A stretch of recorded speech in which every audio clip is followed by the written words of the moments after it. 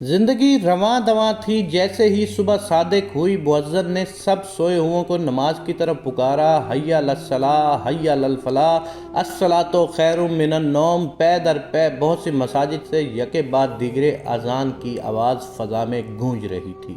لیکن یہ کیا کہ سوائے چند ایک کے باقی لوگوں نے مسجد کا رخ ہی نہ کیا۔ سب اپنے اپنے گھروں میں اپنے گرم اور نرم گداز بستروں پر خواب غفلت کی نیند سو رہے تھے کہ ان کو علم ہی نہ ہوا کہ کب اذان ہوئی اور کب نماز کا وقت ختم ہوا۔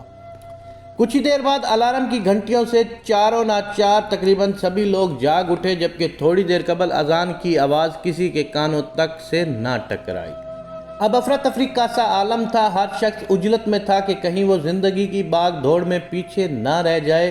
روٹین کی باغ دوڑ چل رہی تھی۔ ماؤں نے صبح کو بچوں کو سکول کالج روانہ کر کے سکھاں سانس لیا اور بیٹھی اپنے دن بھر کے کام کی پلاننگ کرنے۔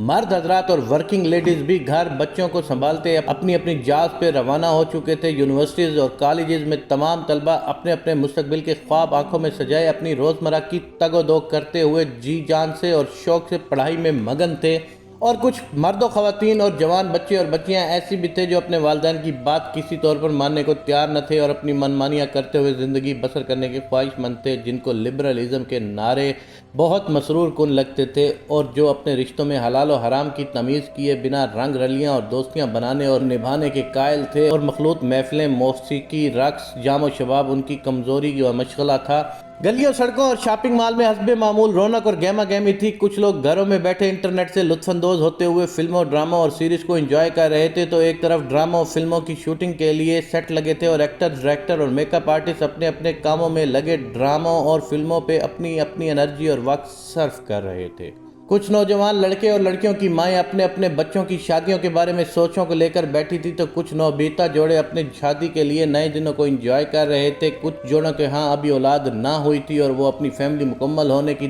دعا مانگ رہے تھے، اور کچھ لوگوں کی اولاد تھی، وہ اپنی اولاد کی نعمت پا لینے پہ شاداں و مسرور تھے۔ کچھ لوگ اپنے رشتہ داروں سے نالاں اور بیزار تھے اور کسی نہ کسی محاذ پر آپس میں ہر لمحے لڑنے مرنے کو تیار بیٹھے تھے۔ کچھ بہن بھائی تو آپس میں جائیدادوں کے بٹوارے کے تنازع پر عدالتوں اور چوک کچہریوں میں ایک دوسرے کو گھسیٹ رہے تھے، اور کچھ لوگ چپکے ایک دوسرے کے خلاف سازشوں کے تانے بانے بن رہے تھے۔ بہت سی خواتین اپنے گھروں کے کونے خدروں کو چمکانے میں مصروف عمل تھیں، تو کچھ خواتین اپنے گھروں کو مزید ڈیکوریٹ کرنے کے آئیڈیاز سوچ رہی تھی اور اپنے خوبصورت اور پورا سائز گھروں کو دیکھ دیکھ کر محصور و مسرور ہوئی جا رہی تھیں۔ کچھ کو اپنی وارڈروب میں لگے کپڑے، جوتے، جیولری اور میک اپ کے سامان کم لگ رہے تھے، تو کچھ ان کی زیادتی کے باعث ان کو سیٹ کرنے اور ان کی جگہ بنانے کی جان جوکھیوں میں لگی تھی۔ بہت سے لوگ ہسپتالوں میں زندگی موت کی جنگ لڑ رہے تھے، جبکہ ان کے اپنے ان کی لمبی صحت مندانہ زندگی کی دعا میں مشغول تھے۔ کچھ لوگ اپنی زندگی سے بیزار اور نالاں تھے اور ہر دن کچھ اچھا کرنے کی سوچ سے اٹھتے، لیکن زندگی بدلنے کا نام ہی نہ لیتی تھی، کیونکہ تمام عمر فسق اور فجور اور رب سے ناآشنائی میں کٹے دن رات براہ راست یہ آنے پر پلٹنے میں راہ کی رکاوٹ کا باعث بنے ہوئے تھے۔ کچھ لوگ وہ بھی تھے جو تمام عمر کیریئر، بزنس، جاب، شادی، بچے اور آخرکار عالیشاں گھر بنا کر تیز رفتار زندگی سے تھکے ماندے اب فائنلی ریسٹ کرنے کے متمنی و خواہاں تھے۔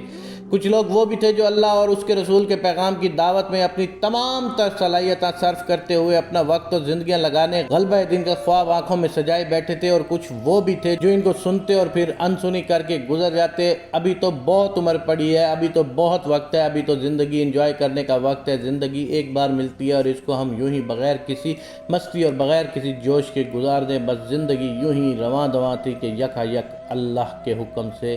زمین ہلنے لگی اور اس میں ارتعاش پیدا ہوا۔ یہ اچانک کیا ہوا؟ کسی کو کچھ سوچنے، سمجھنے، سنبھلنے یا زندگی کی مزید پلاننگ کرنے کا وقت ہی نہیں ملا۔ یہ اچانک زور کا ایک جھٹکا تھا کہ زمین ہچکولے کھانے لگی، لوگوں کی آوازیں آہو بکا اور چیخ و پکار میں تبدیل ہو گئیں، بڑی بڑی اونچی اونچی عمارتیں زمین بوس ہو گئیں، لوگ یکا یک اپنے گھروں سے بھاگنے لگے، کسی کو کسی کا ہوش نہ رہا، بس ہر ذی نفس اپنی جان بچانے کے در پر تھا۔ ہر ایک کو اپنا انجام بالکل سامنے دکھائی دینے لگا، اور جس قیامت کو، موت کو وہ بہت دور سمجھتے تھے، وہ تو یکا یک ان پر ٹوٹ پڑی۔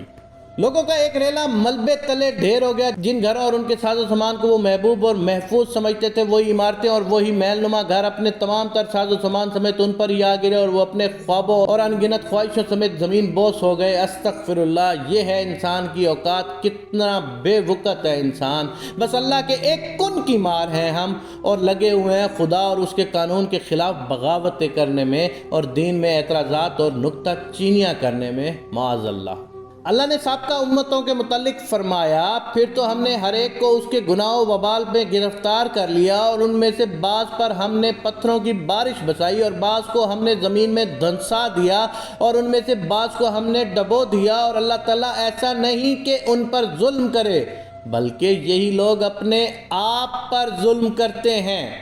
قرآن میں ایک اور مقام پر اللہ تبارک و تعالیٰ ارشاد فرماتے ہیں، جس کا مفہوم یہ ہے، لوگوں نے اپنے ہاتھوں جو کمائی کی اس کی وجہ سے خشکی اور تری میں فساد پھیلا، تاکہ انہوں نے جو کام کیے ہیں اللہ ان میں سے کچھ کا مزہ انہیں چکھائے، شاید وہ باز آ جائیں۔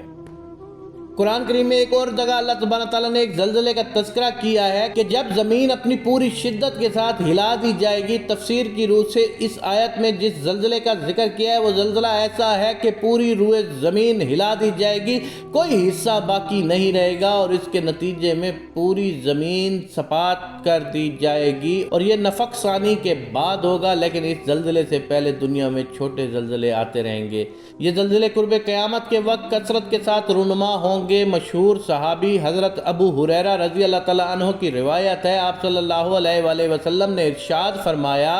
قیامت اس وقت تک قائم نہیں ہوگی جب تک کہ علم اٹھا نہ لیا جائے اور زلزلے بکثرت نہ پائے جائیں۔ موجودہ زمانے میں زلزلوں کی بہت کثرت ہو گئی ہے، بیشتر وقت کہیں نہ کہیں زلزلے کی خبر رہتی ہے۔ اب یہ زمانہ قیامت سے انتہائی قریب ہو چکا ہے، اس لیے اللہ تعالیٰ اس کے ذریعے ہمیں خواب غفلت سے جگا رہے ہیں کہ میرے بندو بس اب لوٹ آؤ، مجھ سے توبہ کر لو، معافی مانگ لو، میں تمہیں معاف کر دوں گا۔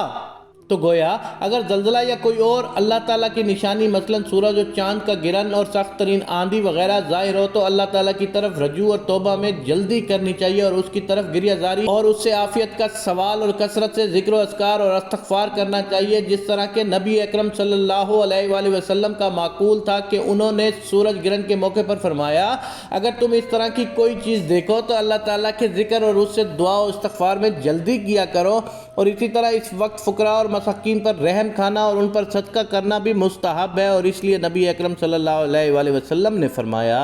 رحم کرنے والوں پر اللہ و رحمان بھی ہے اور رحم کرتا ہے۔ زمین پر رہنے والوں پر رحم کرو تو آسمان میں رہنے والا اللہ تم پر رحم کرے گا۔ ایک اور روایت میں ہے کہ نبی اکرم صلی اللہ علیہ وآلہ وسلم نے فرمایا، رحم کیا کرو تم پر بھی رحم کیا جائے گا۔ ہمارے گناہ اتنے بڑھ گئے ہیں کہ رب ذوالجلال رب رحمان و رحیم کو جلال آ گیا ہے، یا اللہ ہم سب پر رحم فرما، بے شک ہمارے گناہ بہت ہیں لیکن تیری رحمت تو وسیع تر ہے، ہمیں بخش دے میرے مولا، اور ہمارے مسلمان بہن بھائیوں پر جو تکلیف آئی ہے اس میں ان کی مدد فرما دے، ان کے حال پر رحم فرما دے۔ بالکل یہ دنیا فانی ہے،